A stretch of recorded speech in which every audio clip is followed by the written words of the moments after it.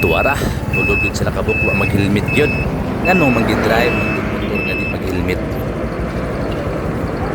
Uy napag yun. Today I don't feel like doing anything. Saka namin yun. Wala kayo nakita mo sa ID, wala po. Wala kayo mga dala mo dong, marami pasakan. Sakan, no? Ano yun?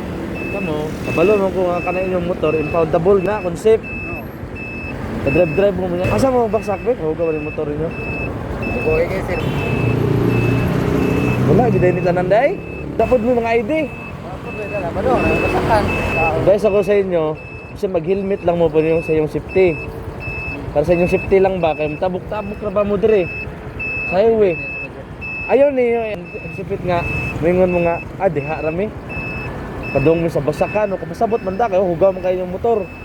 Pero pag mulabay mong syudad, syudad, city proper ka ni, national highway, ay mo kumpiyansa kayo na mga traffic enforcer da Sir, ba? na LTO, na ITEO, na CTMD. What if belahin makadakob sa inyo? Impound na yung motor, impound concept man eh. Pamutanan, si ID ninyo, wala. Sabi ko rin, dira naman ko doon, bra. Oh, ayaw ninyo na practice nga nagsalig lang may kay diha rami. Once nga mogamit tawag motor diri sa highway city, obligar kita nga natay lisensya, natay rehistro, natay papel tanan para legal atong paggamit sa atong motor diri sa dalan, di ba? What if be example, pagtabok niyo si Bako, although nga hinera yung dagan, kamoy na sagasaan, kamoy na banggaan. Kisa may sayop. Bis lang dili ninyo sayop. Unya kay ang katulad kabangga sa inyo kompleto man, maingon man na nganong drive man na siya nga wa man ay katungod nga mag-drive diri sa kuan, nga wa man ay lisensya, di ba? Na idukar ta mo ha.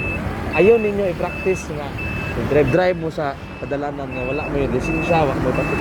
Hindi mo lagi kay padong man basakan ka ha. Diri Ma'am. Sunod ha.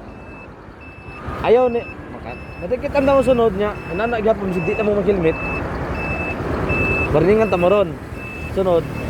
Nakita ta mo, sa loob ta mo karon. No. Sunod ha, mag-helmet bisag mag-helmet lang mo. Kaya sakit ka sa mata, matabok mo na may helmet, ha? Sige, amping. Tama kayo, sir.